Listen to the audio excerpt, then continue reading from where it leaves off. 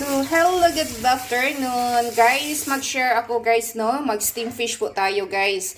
So, may dalawang fish po tayo. So, nilagyan ko na po siya ng kunting magic sarap. Tapos, red onion, garlic, ginger. Ayan na po siya. Okay? Tapos, hindi lang magtatapos dyan guys. Para masarap talaga yung ano natin, lagyan natin siya ng gulay dito sa paligid niya. Ay, naku. Ganon lang ako mag-steam. Oh. Super healthy talaga siya, guys. No rice po tayo, no? Oo. Ayokong mag-rice. Ganon siya. Tapos, dito na lang sa gilid. Okay. Ganon lang. Kasimple. Ang ulam po si Akirls. Ganon.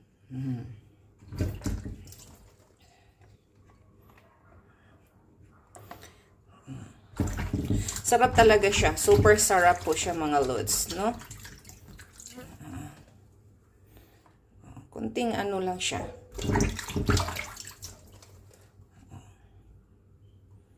Ganon.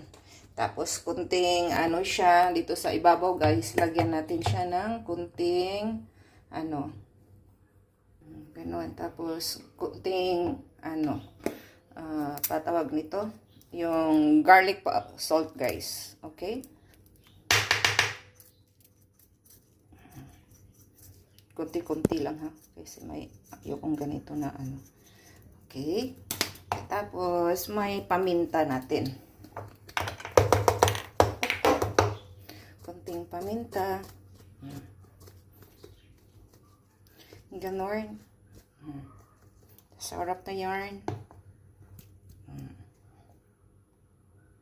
Tapos ganito lang ko simpleng magawa ng tawag nito guys, ng mag-steam.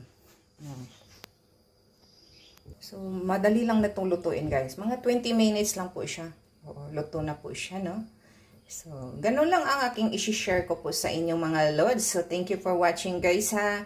Don't forget to like and subscribe po para updated po kayo sa aking mga activities, ano ang mga healthy food. Oo, di ba? Oh. So, thank you for watching. Bye-bye and see you in my next vlog po. Masarap ito guys, super. Ganitong gawin nyo po sa ano nyo. Kung ayaw nyong may oil, ganon. So, steam nyo lang po yung ano nyo, fish nyo po. Yung isda nyo. Oh. Mabangus man, matilapia, ganon. So, thank you. Bye-bye. God bless and see you in my next vlog. Bye-bye. Takpan na turns.